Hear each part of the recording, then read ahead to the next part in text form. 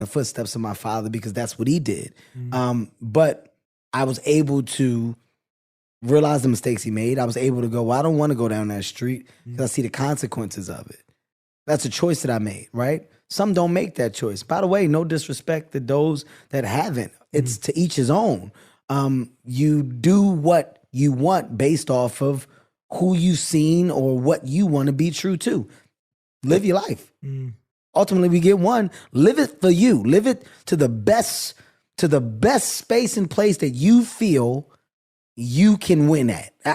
That's my motto. I'm not here to tell you right from wrong. I'm saying I identify things differently and I make decisions based off of examples that I can look at as not bad, but ones that if I didn't have, I could have made that mistake. Yeah. So without a lesson that was intentional, my dad's giving me lessons. Yeah.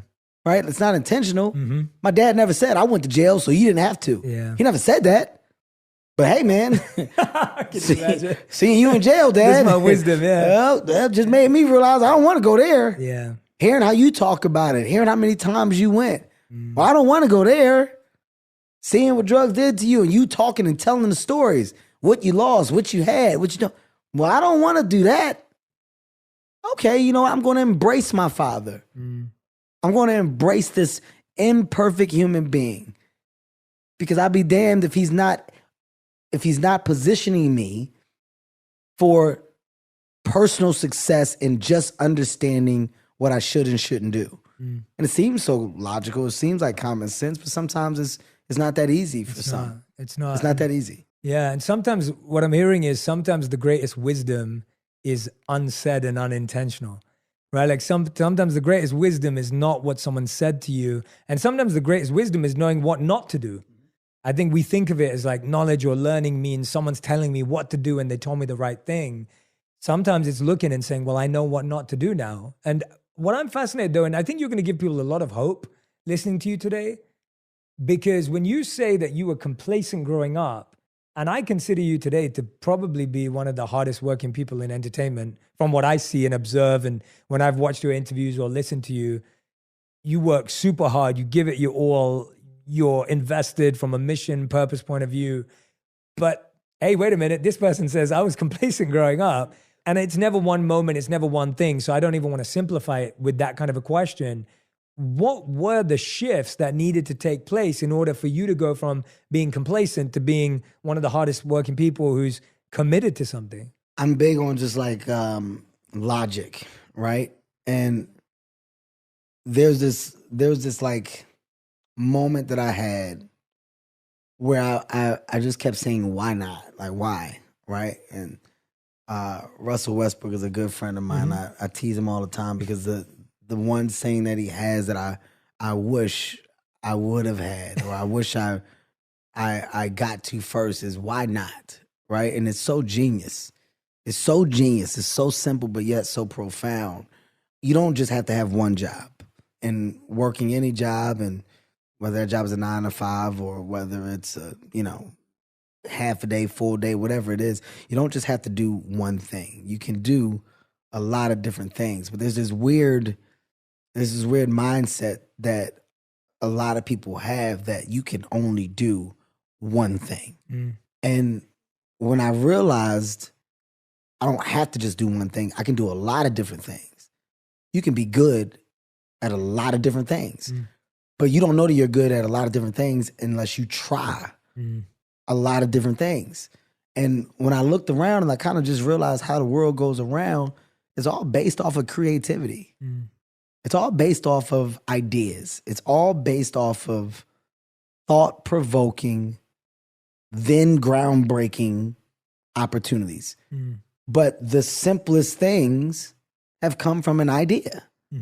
From your chair to your table to your wheel to your light bulb to your car to your plane to your helicopter to the idea of a hotel, from hotels going to a place of people renting out houses and Airbnbs to taxis to then people driving their own cars. And these are all ideas. And the groundbreaking thought that I had in realizing all these ideas is that these ideas had the potential to touch the sky if a person believes that they can. If a person believes that they can, well, your world of idea changes. Your reason for getting up, your reason for putting your feet on the ground every morning, it can change if you believe that the purpose that you now have and that you're working towards, based off of an idea, is something that you can succeed in. I grasped that understanding and I attached it to everything that I tried to do. I did not set out to be the actor, the director, the writer, the producer, the CEO, the chairman, the advisor. I did not set out to do any of these things. And I want to make it very clear, I don't have the educational background for any of these things. What I had was an idea to try. And after you get an idea to try, what I had was the patience to sit and listen. Be a sponge. Learn.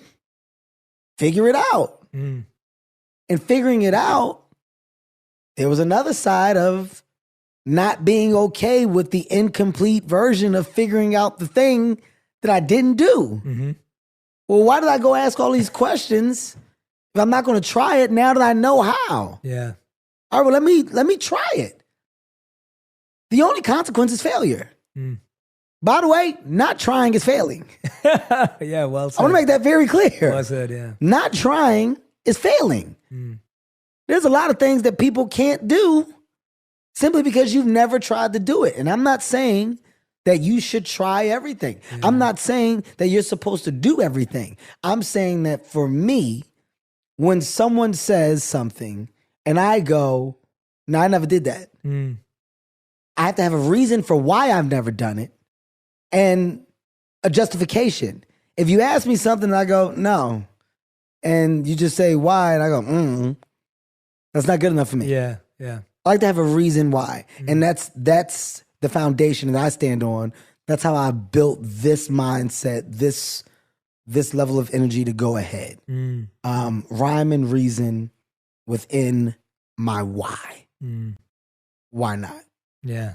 Well, it's the Russ again. I love you to death, my brother. It's the one that got away from me.